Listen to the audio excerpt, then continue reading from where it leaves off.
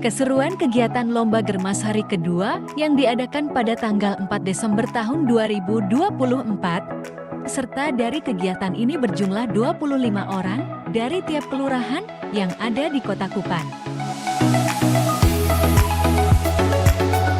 Kegiatan ini bertujuan untuk meningkatkan kesadaran masyarakat terhadap kesehatan dan demi membudayakan hidup sehat melalui gerakan masyarakat hidup sehat atau yang lebih dikenal dengan Germas.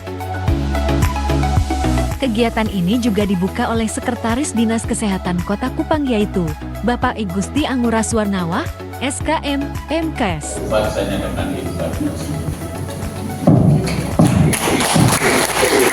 Terima kasih, selamat